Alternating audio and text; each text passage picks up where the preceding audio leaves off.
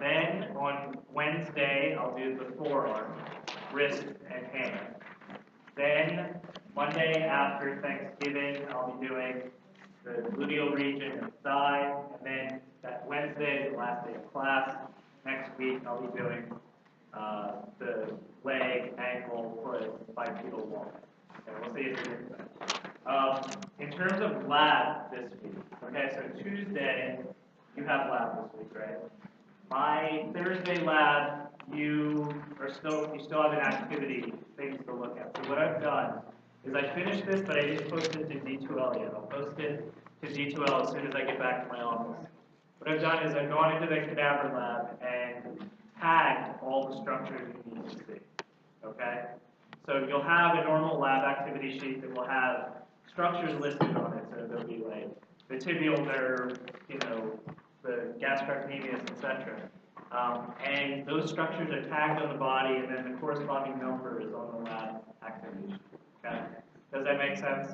So you can essentially look through it yourself, right? So you can look where all those structures are. So also, I tried to make it a little bit more, I put more instruction on there this time, so it'll say, you can find these structures in the leg by moving lateral to medial, medial to lateral, moving superficial to deep. So you should be able to identify everything with the combination of numbers and instructions. There are open labs Tuesday, Wednesday, and then next on Saturday, and then next week, Monday, Tuesday, Wednesday, Thursday, normal open labs. All right. Does anybody what else do I have to tell you?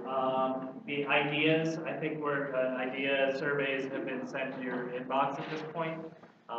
And it would be great if you could fill those out. I'll put the information up on D2L later today so you can fill that out. Just remember there's a separate form for 203A, which is the lecture, and then whatever your lab is, 203B, 203C, 203D.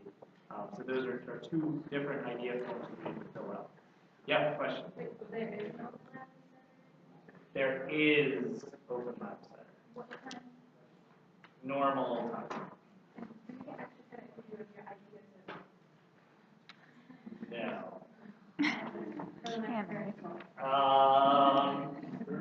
I'll tell you what I'll do. It gives you a really good score. More than, no, whatever score you want. If more than 90% of your lab fills it out, I won't give you extra credit. More than So what's that? about a lab. Of your lab section. More than 90% of the people in your lab fill it out. I'll give you extra credit on the time. Got A it. small amount of extra credit. See, this is the way you get to leverage peer pressure when you're a professor, right? But yeah, so, well, I'll have to think about, okay, yes, more than 90% of people in your lab section fill it out. I'll give you a small amount of extra. All right, other questions? Okay, we have quite a lot to do today, so let me just, when's the last time I lectured? A long time ago. By the way, I did injure myself, but the injury had nothing to do with what we were studying. I had a heart injury. So it was, well, I had an atrial one, so that's why my class started. But, so I finally, what's that? Atrial what? Flutter. What is that? My heart was racing and beating unevenly. So it had nothing to do with the thing that we're studying in anatomy now. So I finally broke that curse, right? I didn't injure myself, my axilla or anything like that. I injured my heart. Okay. All right, so let's get started then. So here are a couple questions for you just to get you sort of back on track. What was the name of this space right here? Yes, that is the quadrangular space. And what vessels ran through the quadrangular space? Yes, you're very good at reading. The axillary nerve and the posterior circumflex humeral artery. I don't know why I always pick on you for some reason. Okay. And the posterior circumflex humeral artery. There's also the triangular space, which is here, which has the circumflex scapular artery running through it. And today, we're especially going to look at this third space. Okay, so this is the triangular interval. Okay, the triangular interval, just to remind you, is that space that's in between teres major, the long head of the triceps muscle, and the humerus. Okay, so there's the triangular interval. The two vessels that run through the triangular interval are the radial nerve, okay, and the profunda brachii artery. Okay, so it's a little bit of a review, but today, one of the things we're going to do is trace the course of these vessels as they run through the arm to get to the pole. Okay. And then I think this is the last slide that we finished with last time, looking at the arterial supply of the posterior scapular region. We talked a little bit about the suprascapular artery. The suprascapular artery is a branch. We're not going to worry about sort of the intermediate branches, the names of all of those. But the suprascapular artery is an artery that comes off of the subclavian. Okay, so its origin primarily is the subclavian. The suprascapular artery runs just above the suprascapular foramen. Okay, so there's the suprascapular foramen there. Remember, that's the suprascapular notch, and there's a little ligament that crosses it. And the artery actually doesn't run through the foramen. Okay, it runs right over it. Now you're going to see on the slide coming up that the suprascapular nerve actually does run through the foramen. And so this is one of those classic, this could be a great exam question, which of the two vessels runs through the suprascapular foramen. It would be the nerve, not the artery. Right? There's a couple other vessels on here that you already know something about. So here's the posterior circumflex humeral artery. Remember, that's larger than the anterior circumflex humeral, and they anastomose with each other. They run around the neck of the humerus. Okay. The entire inferior part of the scapula receives most of its blood supply from the subscapular artery, and when the subscapular artery wends its way around to the posterior scapular region, it's called the circumflex scapular artery. Okay, so that provides most of the blood supply to the inferior part of the scapula. So really, you can break the scapula down into the top part receives blood from the suprascapular artery, and then the bottom part receives blood from the circumflex scapular artery.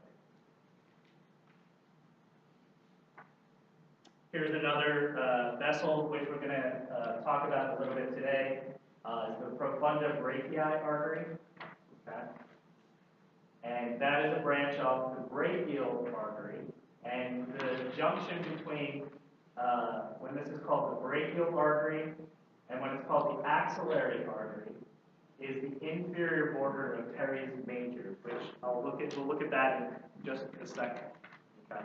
So basically, when the axillary artery, let's just trace this from the beginning. So the subclavian artery, remember, when it passes the lateral border of the first rib, it is then called the axillary artery. Okay? And the axillary artery changes names when it passes the inferior border of teres major. At that point, it's called the brachial artery. Right after becoming the brachial artery, then the brachial artery gives off the profunda brachii artery. You might see this sometimes. The profunda brachii artery is sometimes called the deep artery of the arm. And I think in your book, it mentions that name a few times. So you see that that's just profunda brachii. Okay, so now we're on to the axilla. The axillary region is the armpit region, right? And these are the borders of the axilla. Now, what I'm going to do is just keep in mind what this picture looks like, okay? And then on the next slide, I'll basically extract out the green portion so that you can have a better slide that shows you what the different borders are. But you can see where the rib cage is, you can see where the humerus is, where the clavicle is, right? So let's just look at a close-up of that. The anterior wall of the axilla is made up of a couple things you already know, the pectoralis major and pectoralis minor muscles. The muscle we didn't really talk too much about, the subclavius, which is a muscle that's just under the clavicle. Clavius refers to clavicle. And the clavipectoral fascia. So this is the fascia that's on the undersurface of the pectoralis major and minor. Okay. The lateral wall of the axilla is the intertubercular sulcus.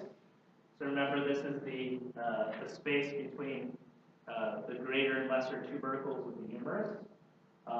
You know actually a lot about the intertubercular sulcus from all different parts of this course. So what's a muscle that attaches into the intertubercular sulcus?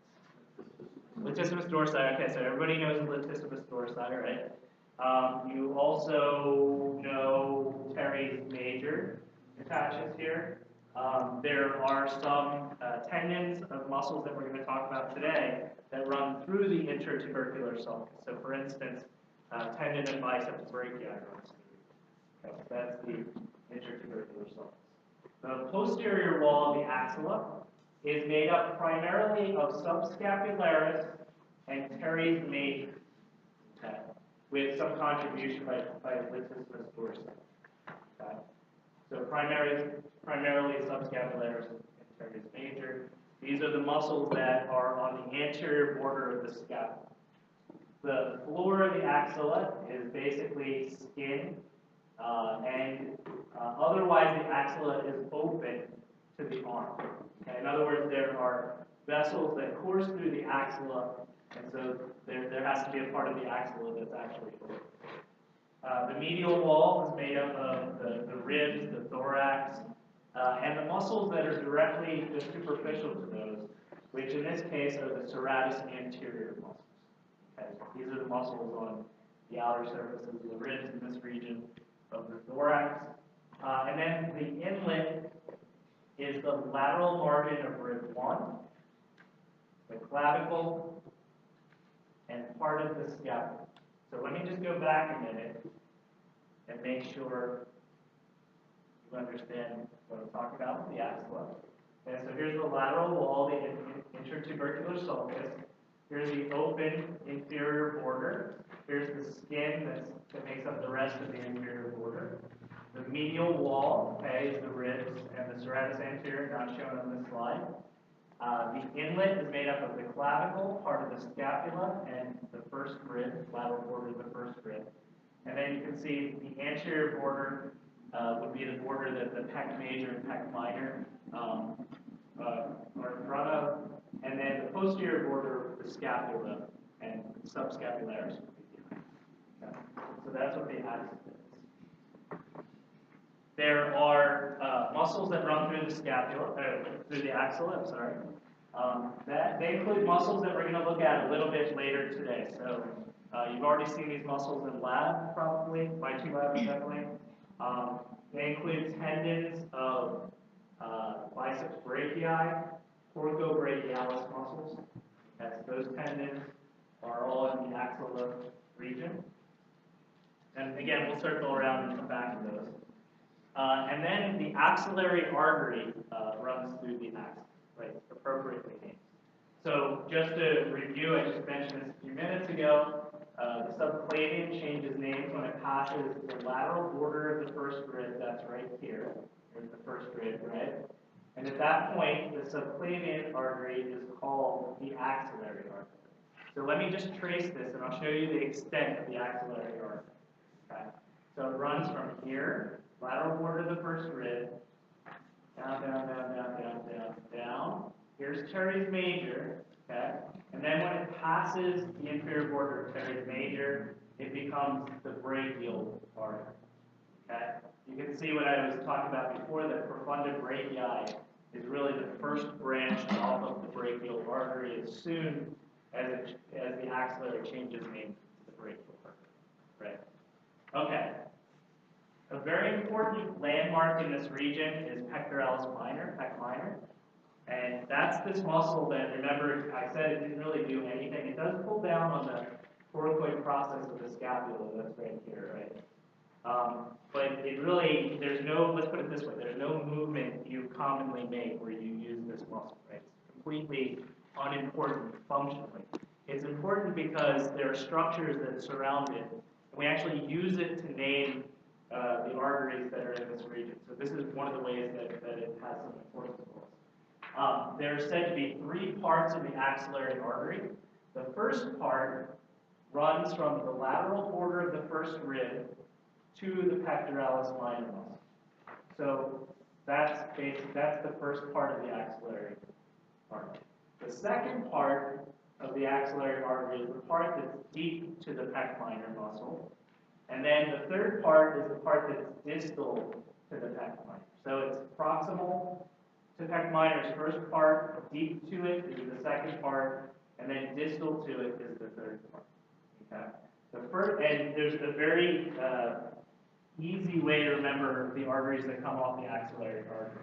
And that is, there's one artery that comes off the first part, there's 2 arteries that come off the second part, and there's 3 arteries that come off the third part. Okay, so part 1 artery, I'm not going to go through it, right? 1, 2, and 3 arteries.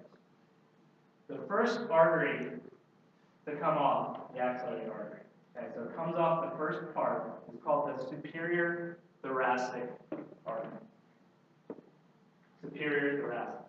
This artery supplies the first space between the first 2 ribs. Okay, the first intercostal space. And you can see that here. All right. The second part has 2 arteries coming off of it, right? And let me just warn you right now that this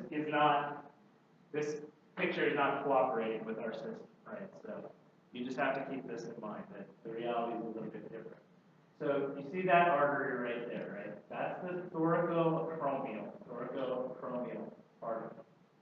That, I know why they did it this way. They did it so that you could clearly see it. But that artery is deep to the pectoralis minor. Okay. Plus, there's another artery, the lateral thoracic artery right here, that also is deep to pectoralis minor. Right? So the second part of the axillary artery, the part that's deep to pec minor, has 2 arteries coming off of it. Those 2 arteries are the thoracoacromial and the lateral thoracic. And again, they made it a little bit clearer here on the picture, but both of those arteries should be coming from under pec minor. Okay, what does the thoracoacromial artery do? It has branches that go to pectoralis minor and pectoralis major. It has a branch that goes to the deltoid muscle. It has a branch that goes to subclavius muscle, which is right here. So it has generally between about 3 and 4 branches that go to all different parts. So everything, all the muscles that are surrounding that region of the axis, right?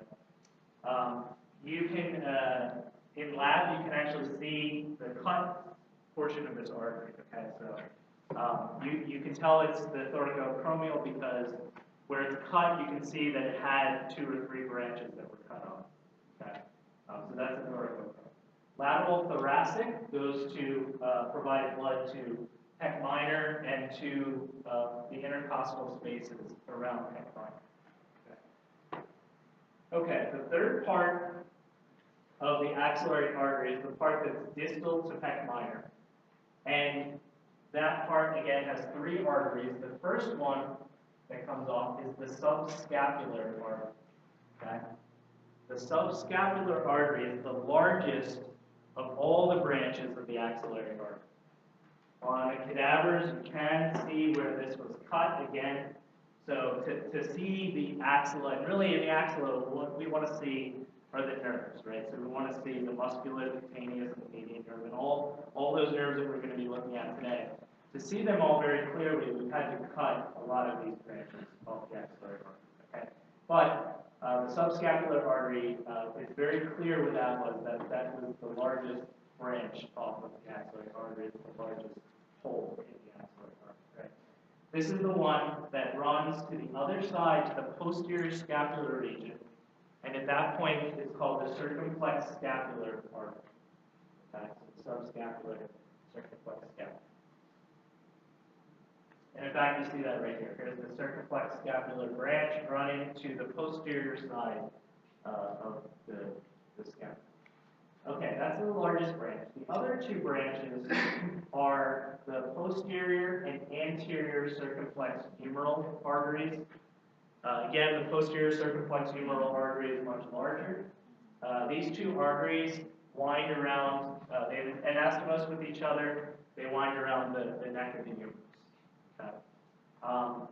If you break your humerus, break your arm, right? This is an artery. There are a couple arteries that are really in danger upon breaking the arm. Of course, one of them is profunda brachii. But if you break your humerus up by the neck, then the anterior posterior circumflex humeral arteries are in danger of being torn. Okay, so that's an interesting sort of clinical side. So those are the branches of the axillary. Okay, the veins that are running through the axillary region are the axillary vein, okay, which is here. So it has the same, it basically has the same end points and beginning points as the axillary artery. So it's from the teres major in this case up to the lateral border of the first rib. That's called the axillary vein. Okay? The axillary vein is the continuation of. Now, okay, if we were making up this name nowadays, it would only make sense that we would call this the brachial vein, right? Unfortunately, our job's not that easy, right? So this is called the basilic vein. Okay, so instead of calling it brachial in the arm, it's called the basilic vein. And let me just give you sort of a preview. We'll talk more about this vein when we get to the forearm, so next time. But basically, the basilic vein starts out in the medial part of the forearm. Okay, so this part right here. Okay, so the basilic vein runs up on the medial part of the arm, okay, and then passes teres major to become the axillary vein. And then when it passes the first rib, it's called the subclavian vein. Okay, so it has a similar naming system as the axillary artery, but it's the axillary vein instead. The other vein that's in the arm is called the cephalic vein. And the cephalic vein begins on the lateral part of the forearm. Okay, it's a cutaneous vein, so it's very close to the surface, just under the skin. Runs up above the elbow, okay, maintains its position on the lateral side of the arm, and then it runs between the deltoid muscle and pectoralis major, which has been cut off. Right, so it runs between deltoid and pectoralis major. It takes this 90-degree turn, okay, and it pierces the clavipectoral fascia. And it enters the axillary vein. Now, I think I mentioned to people that were in my lab, there's a very interesting reason that these veins are called cephalic and basilic.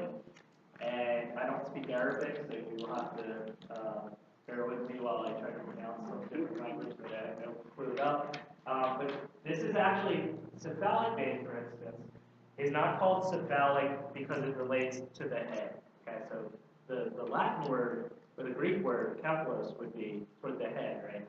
That's not why this is named cephalic. This is named cephalic because it was mistranslated in the Middle Ages. There was an Arabic anatomist.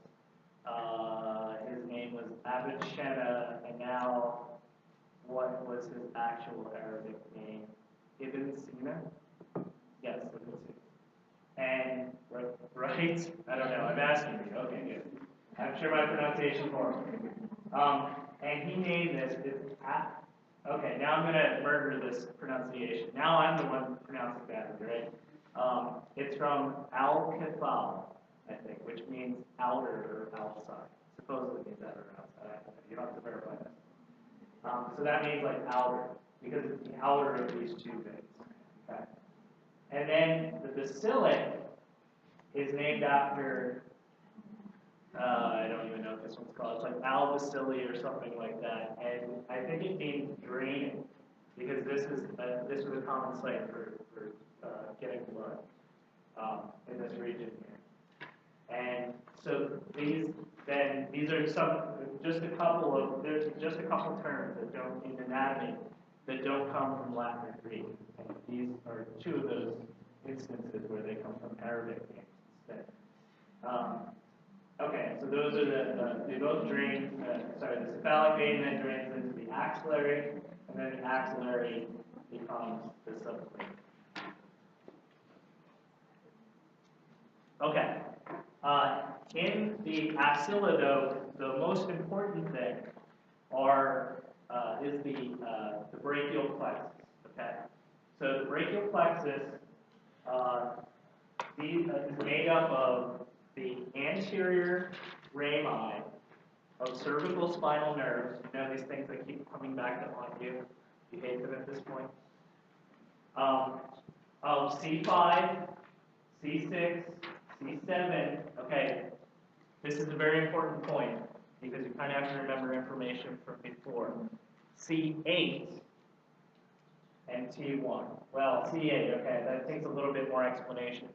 You have 7 cervical vertebrae, right?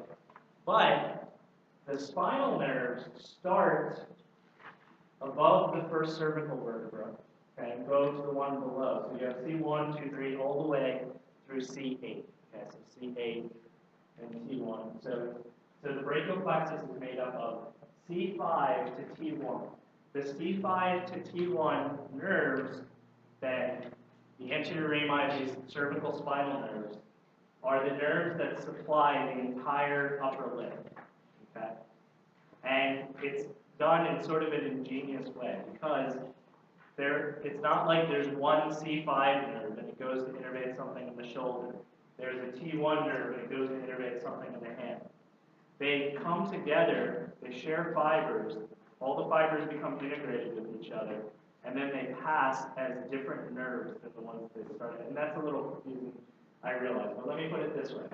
That C5 fibers contribute to the shoulder joint and to part of the arm. C6 fibers to shoulder and arm. C7 fibers mostly in the arm. C8 fibers in the forearm. And T1 fibers in the hand. That's generally true. But in reality, there are fibers that contribute to multiple things. Okay, that's the interesting thing about the brachial plexus. There are different parts of the brachial plexus, and this is brachial plexus is actually one of the more, I think, complicated things in human anatomy because it's a little complicated how these different roots of the anterior rami spinal nerves come together. But I'm going to go over this, somewhat slowly so we can really trace these things. That the roots come together to make 3, so those, roots of C5, C6, C7, C8, T1, so 5 roots come together to make 3 trunks. Okay? Each trunk gives off an anterior division and a posterior division. We're going to look at this on a better slide in a minute. And then those divisions come together to make 3 cords, medial, lateral, and posterior. And those 3 cords will give off 5 terminal nerves. Plus, there are nerves that come off the different parts, the trunks, the divisions, the cords, etc. And you'll see it's a little bit confusing. This is the basic setup of the brachial plexus. Okay, so this is drawn basically in the same way that the orientation is the same as on the previous slide, right?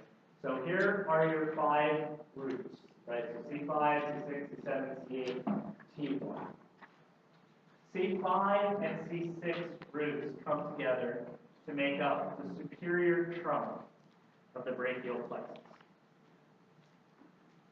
C7 root continues as the middle trunk. And C8 and T1 roots come together to make up the inferior trunk. Okay.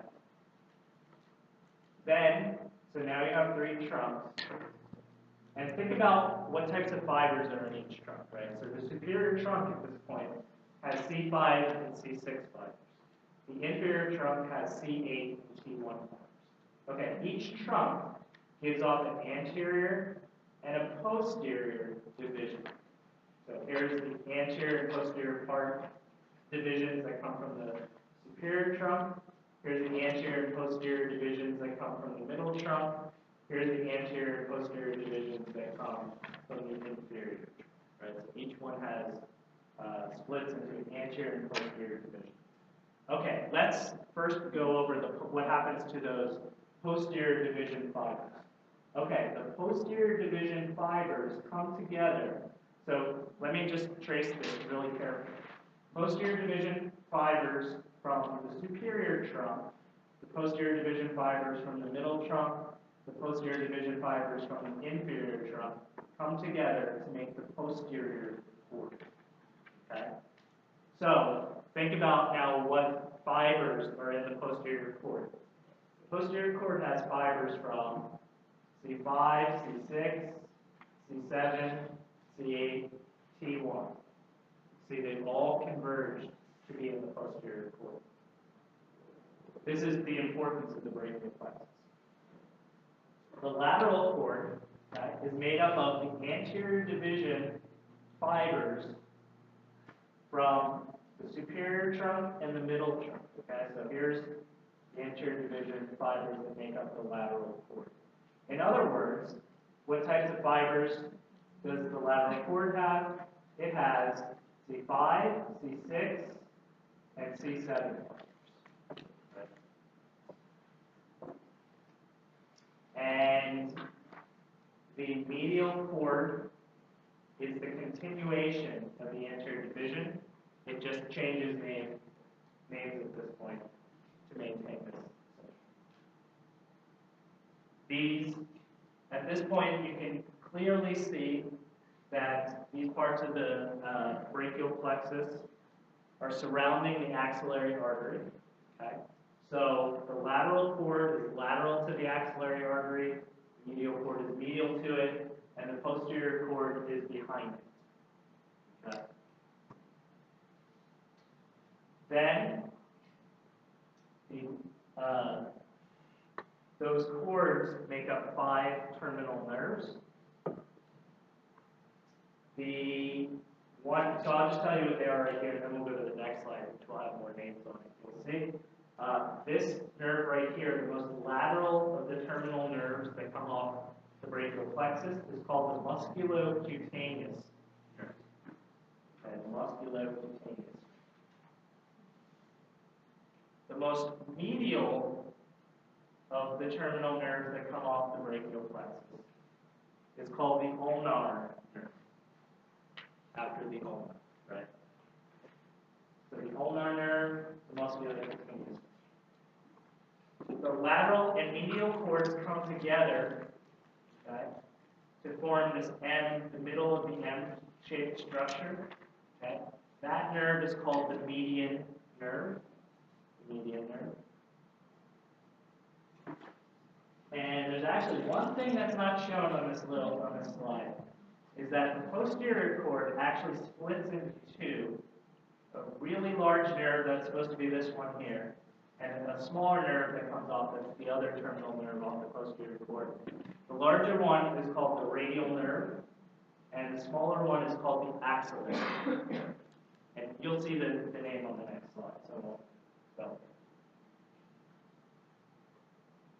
it. Okay, this is a more complicated view of all the nerves that come off the brachial plexus, but let's just show you what we already know. So here's the nerves I already talked about, the terminal nerves. The musculocutaneous, okay, it's from the lateral cord.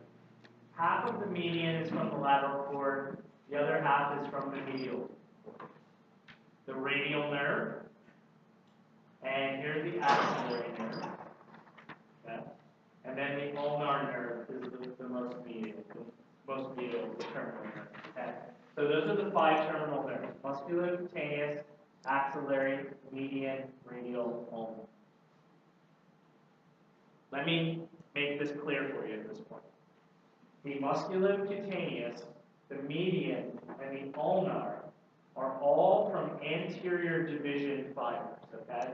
Anterior, anterior, anterior. They're all anterior division fibers.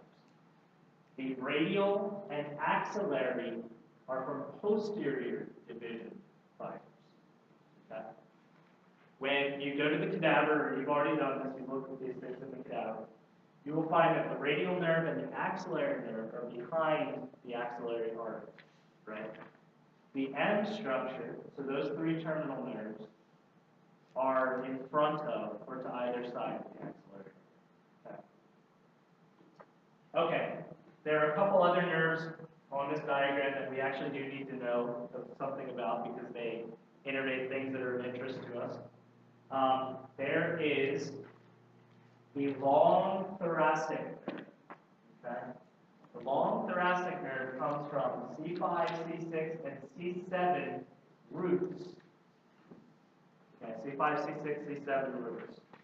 The long thoracic nerve innervates the serratus anterior muscle. You can see the long thoracic nerve on the cadaver, the male cadaver, that's face up. And basically, if you can identify where the serratus anterior muscles are, these are the muscles that are right up against the rib cage, right? Then you'll see one long nerve that's on the outside of these muscles. Let me tell you something very interesting about, well, probably not interesting to you, but about the long thoracic nerve, is it's one of the few nerves in the entire body that instead of running deep to the muscle that it innervates, it runs superficial to, for whatever reason. I don't even know the reason.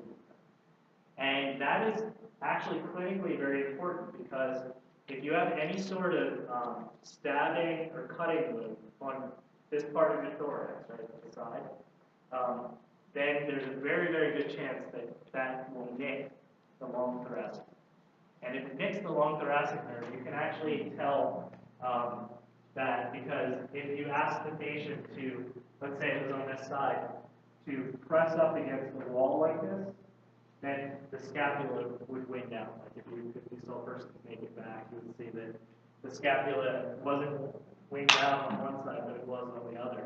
And that's because the serratus anterior is the muscle that pulls the scapula and keeps it anteriorly positioned. So that's a nerve that oftentimes gets injured because of its superficial placement. The lateral and medial pectoral nerves, these are nerves that we've already looked at when we talked about the thorax and we talked about the pec major and pec minor muscles. And so let's just review these here. The lateral pectoral nerve is from the lateral cord. The medial pectoral nerve is from the medial cord. These, there's actually a little small nerve rootlet that connects these two across the brachial plexus like this. You'll see that, you can look in your book for that picture. Lateral pectoral nerve obviously goes to pectoralis major. The medial pectoral nerve goes to pectoralis minor. And remember, it's the medial pectoral nerve that innervates both pectoralis major and minor. Okay. Those are branches off of the lateral and medial cords of the brachial plexus. If you want to find where the lateral and medial cords of the brachial plexus are, you just need to identify where these two nerves are, and they come off the lateral and medial cords. So that's fairly easy to find in the cadaver. There are three nerves that come off the posterior cord, okay? And they come off, this diagram, this schematic is actually correct, okay? And it shows basically, so here's the axillary, here's the radial. These three nerves come off just before the split of the posterior cord into those two terminal nerves, okay?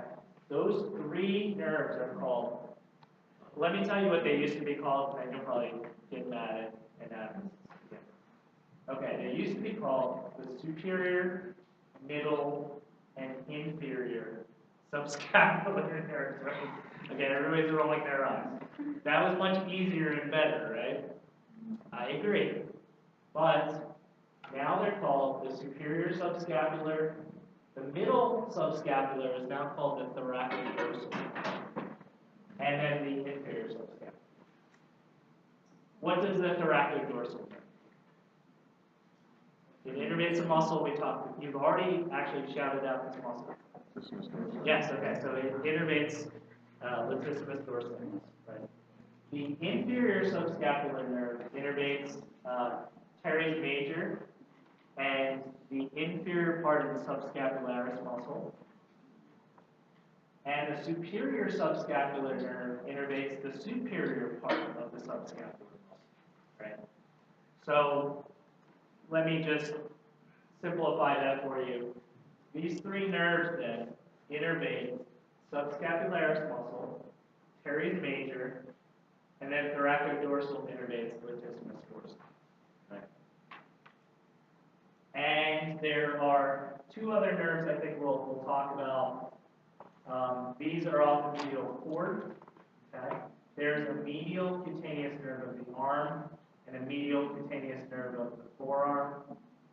And again, these are off the medial cord, and they both provide cutaneous innervation. In other words, sensory innervation to the medial parts of the arm and the forearm.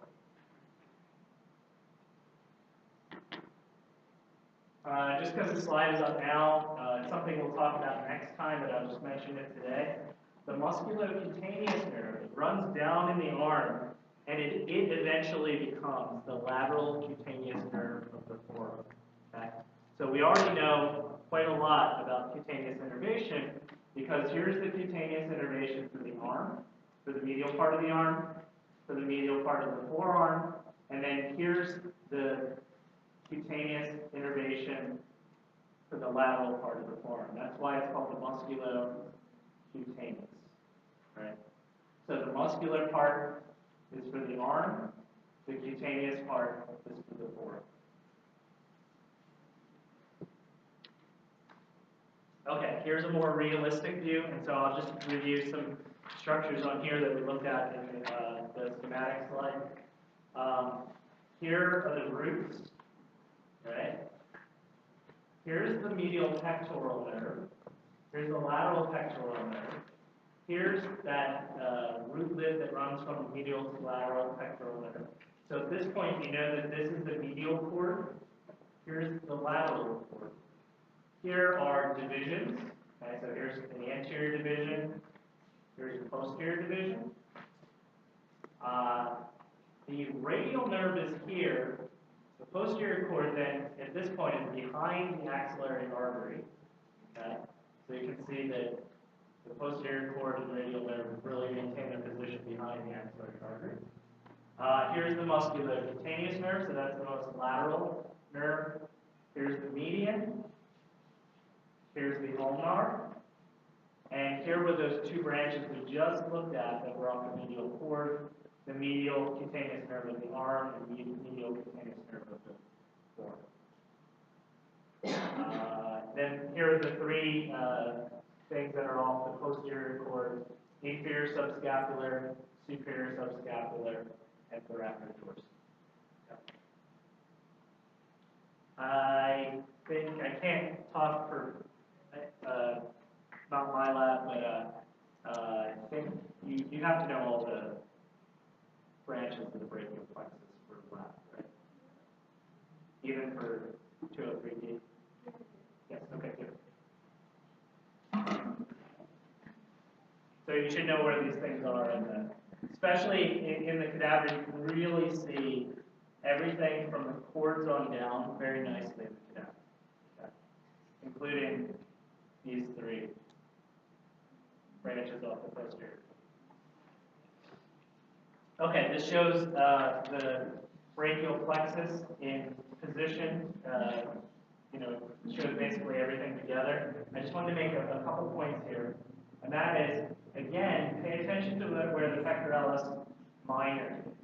Okay, so we've cut this in the cadaver, sort of like down here, and we flapped it up, but that M structure is essentially just under the pectoralis minor. Okay. And so you can also situate the different parts of the axillary artery relative to the brachial plexus. Okay. Again, the posterior cord and the radial nerve and the axillary nerve are all behind the axillary artery, right? So we have to remove the axillary artery to see them, or else move it out of the way in the chest, right? Okay. That's what we're supposed to do the other day. When is it actually? Oh, we don't. Okay. These are the things we're going to do today. So we're talking about the arms. So let's, again, I'm going to follow the same general pattern we've been doing now that we've gotten to the limbs. I'm going to talk about osteology. I'll talk about movement. Generally, then we'll talk about muscles, nerves, blood vessels, etc. Because we just covered the axilla earlier today, some of this will be a nice review. So good. Okay, this is the humerus. There's one bone in the arm, right? This is the one bone. The humerus has a head that's shaped like a ball, like half a ball, right? And again, this is a ball and socket joint, but it's not a ball and socket joint like it's not like the femur fits into the pelvis, right? So there's a great amount of movement that's allowed. This is the posterior view of the humerus. But remember, on the anterior view we looked at last time, there was the greater tubercle, which is lateral, the lesser tubercle, which is medial, and then the intertubercular sulcus. Now we're looking at the lateral side. Okay. The lateral head of the triceps brachii attaches right here. Okay. There's a line, okay. Then there's a groove, and then the medial head of triceps brachii, as we'll see in a minute, attaches to the medial side. Okay. So this is the radial groove right here. Okay. On the lateral aspect of the humerus, about halfway down, is the deltoid tuberosity. This is where the deltoid muscle attaches. On the medial aspect, just inferior to where the deltoid tuberosity is, on the lateral side, there's the attachment area for the inferior part of coracobrachialis.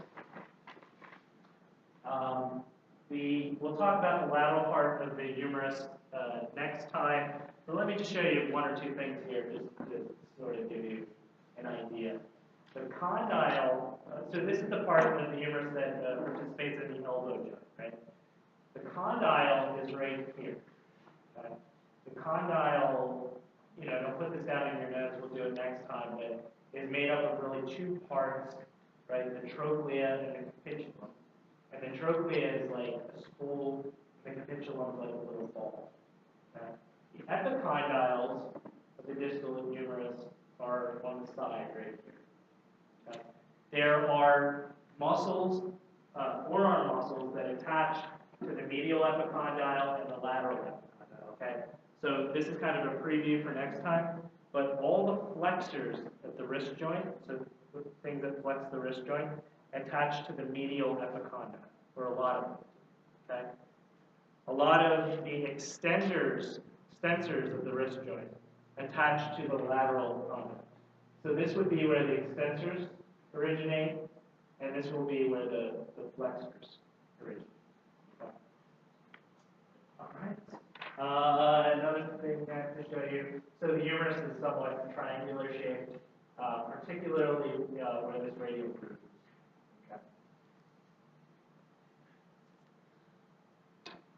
Okay, this is the distal end of humerus. There are muscles in the arm that are in the anterior compartment. The anterior compartment is all flexors of the arm of the shoulder joint, right? And flexors of the forearm and the elbow. Okay, so that's what's in the anterior compartment. The posterior, and the muscles that are in the anterior compartment, we'll talk about those now. They are coracobrachialis. Coracobrachialis only crosses the shoulder joint. There's biceps brachii, two heads of biceps brachii. Biceps brachii crosses both the shoulder joint and the elbow joint. And there's brachialis. Brachialis crosses just the elbow joint, right? So you've got three different types of muscles. They're all in the anterior part. There's only one muscle group that's in the posterior compartment, and posterior compartment is made up completely of the triceps brachii muscles. So there's 3 heads of triceps brachii, or triceps. They're the muscle that's in the posterior compartment. Okay. This shows actually what I was just talking about on that slide before. So here's the capitulum, here's the trochlea, here's the epicondyles, and then there are epicondylar, supraepicondylar ridges above the medial and lateral epicondyles. Just to give you some idea, and we'll talk more about this next time, the radius, and the head of the radius is like, it's about the size of like a nickel, and it's round, and the head of the radius fits into the capitulum. Okay?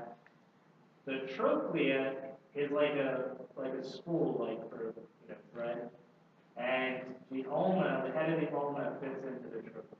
Okay? And this just shows the trochlea.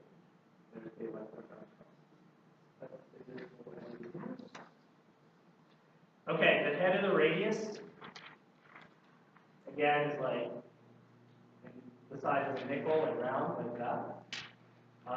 Just below the head, inferior to it, is the neck, and then the radial tuberosity. Radial tuberosity is going to be a very important attachment point for one of the muscles we'll talk about this time. Okay. We'll talk about the rest of the radius later.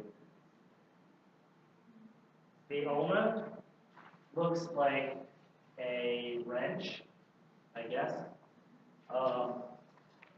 The top part of it is called the olecranon process. Olecranon is spelled like that. Okay? The bottom lip is called the coronoid process. Okay? I would want to check this, but I think it's coronoid because it looks like the beak of a bird. So I would have to check it. That's the coronoid process. There's a notch in let's put it this way. It looks like there's part of the coronoid process that's missing. That's called the radial notch. That is right here, and that's where the head of the radius fits. Okay? So the elbow joint is very interesting because the movements you can make at the elbow joint are flexion and extension. And when you flex and extend your elbow joint, what you're doing is you're moving your ulna, basically moving around the humerus, right? Moving around the trochlea. The radius, however, just doesn't really participate in that part of the elbow joint, right? And so the radius doesn't really have anything to do with flexion and extension. Let's put it this way, it's not articulating in the area where flexion and extension occurs, but it does have something to do with this motion, one that you learned probably like one of the first days of this course, is pronation and supination, right? So pronation is just to take your thumb side, and what you're doing is you're rotating your radius around your palm. We'll look at that in the next slide. Or the slide after this. But here's the ulna participating in the elbow joint, and here's the head of the radius. You can see it's not tightly tied to the capitulum. So here's flexion, right? This is an X-ray, but here's the ulna. So right, it looks like a wrench, and here's the radius right here. This is the movement called pronation. The movement's called pronation and supination. So pronation, in other words, is rotation of the head of the ulna and rotation of the head of the radius over the ulna. So here's the head of the radius is rotating, right? And then it moves the radius over the ulna. So that's pronation. Pronation and then supination. Okay, so what are these muscles that produce all these movements we've been talking about? Well, let me just tell you the origins and attachments first, and then I'll go back through and talk about the functions a little bit. Okay, the first muscle that we should talk about is coracobrachialis. Okay? Coracobrachialis is right here, and it inserts about right here, like halfway down the humerus on the medial side. Remember there was that little raised portion on the humerus bone that was for attachment of coracobrachialis. The origin of coracobrachialis is the coracoid process of the scapula, and it runs on the medial side of the humerus, and again, it attaches about halfway down the humerus on its medial side. It crosses the shoulder joint. It does not cross the elbow joint, right? So it only makes it halfway, approximately halfway down the humerus. It is a very weak flexor of the arm at the shoulder. Okay, it's a weak flexor. Because of its position, it is a very, I shouldn't even tell you this, very weak AD, okay, because of its position. But really, what it does is it's a weak flexor of the arm at the shoulder.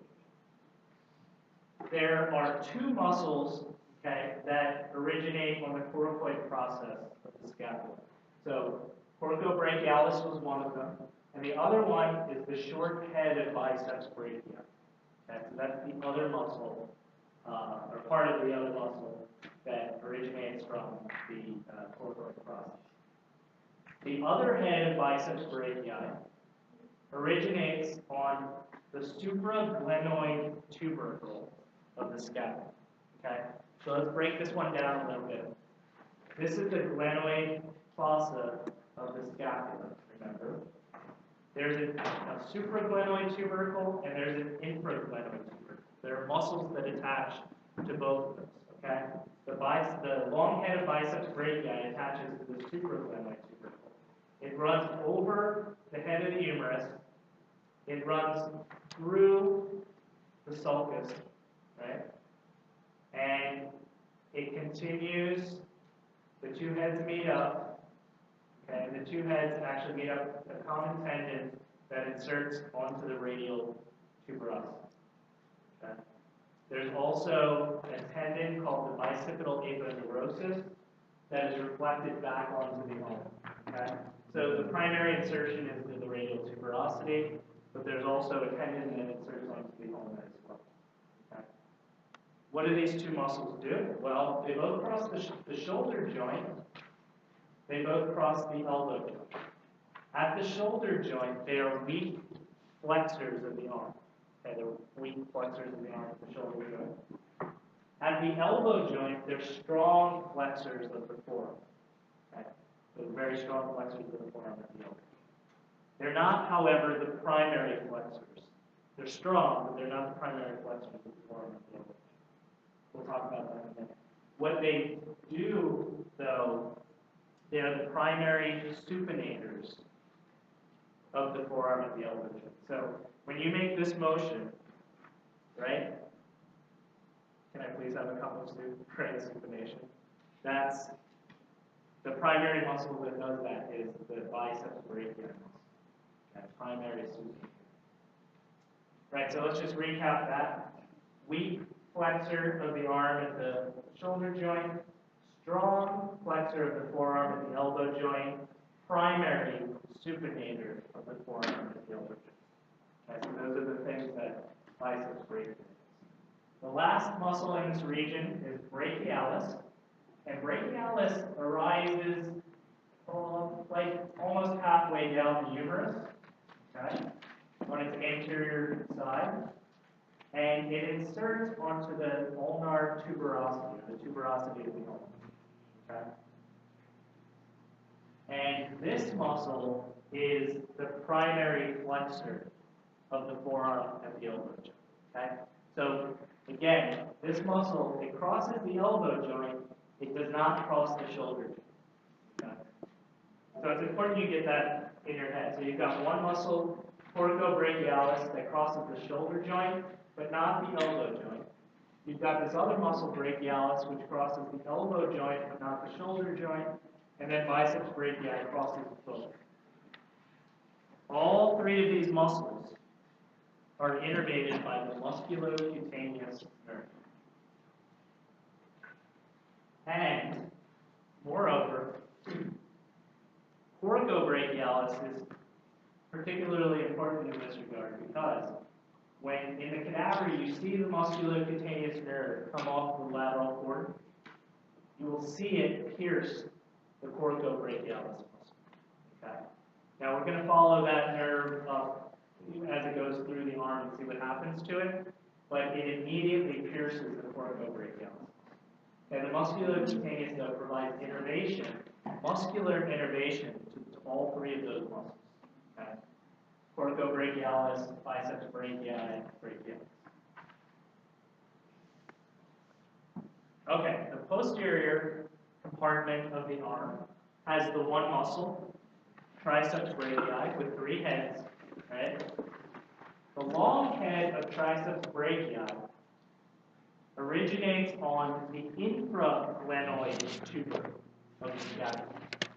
So this is a nice thing to remember, right? So if you know where the glenoid fossa of the scapula is, the supraglenoid tubercle, the long head of biceps brachii originates from there. And the infraglenoid tubercle, the long head of triceps brachii originates there. Okay.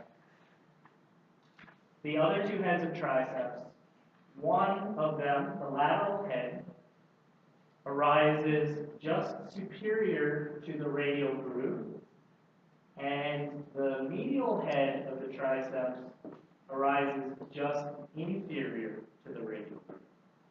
Okay. Yep. Where did you say the long head of triceps Originates? originates? The infraglenoid tuber of the scapula. Okay, all three of these heads come together in a common tendon, and that tendon inserts onto the olecranon process of the ulna.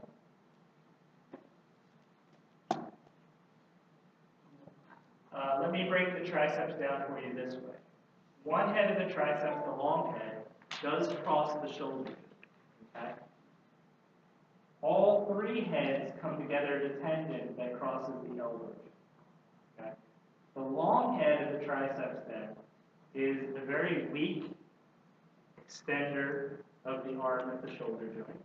Also, because of how it's positioned, it's a weak adductor of the arm at the shoulder joint. Okay? All three heads of the triceps are the primary, the only extender of the forearm at the elbow joint. Okay? Let me just recap for you then a little bit. When I flex my forearm at the elbow joint, which muscles am I using?